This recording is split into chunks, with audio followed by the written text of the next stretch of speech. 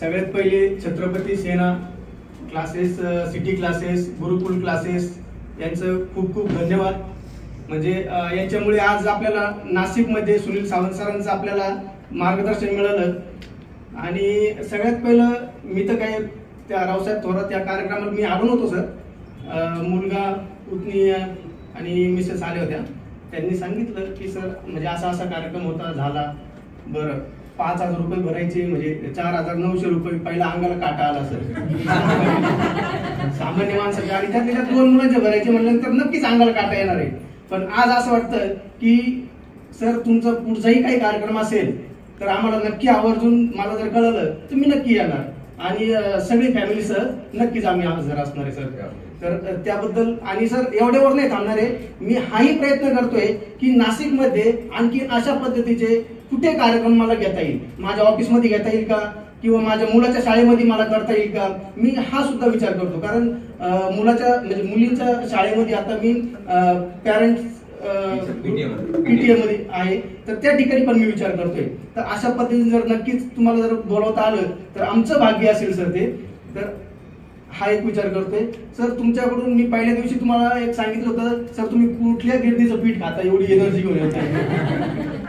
तर हे आता लक्षात येते सर की तुमच्यामध्ये ना पॉझिटिव्ह एनर्जी एवढी आहे की ती संपतच नाही।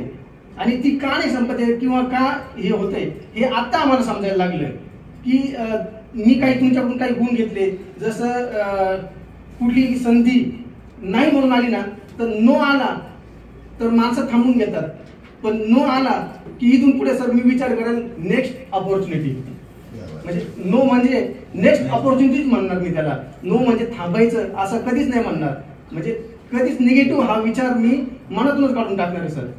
म्हणजे या तुमच्या या कार्यक्रमातून मला खूप या पद्धतीने मिळालं सर। तसं तुम्ही प्रेझेंटेशन हे कसं करायचं किंवा प्रेझेंटेशन साठी एक शाहरुख खानचे तुम्ही उदाहरण दिलं होतं की अनेक कलाकार आपले आहेत, म्हणजे शाहरुख खान पेक्षाही चांगले कलाकार आहेत, पण त्यांना प्रेझेंट नाही करता आलं, बरोबर।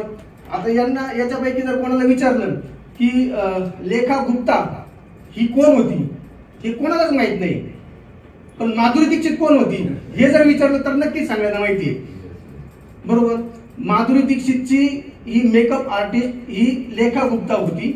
हे बॅकएंडचे जे कलाकार आहेत तर तुम्ही सर त्यांना सुद्धा नाही विसरले, तुम्ही त्यांची सुद्धा ओळख करून दिली, त्यांचे सुद्धा कार्यक्रम ठेवले।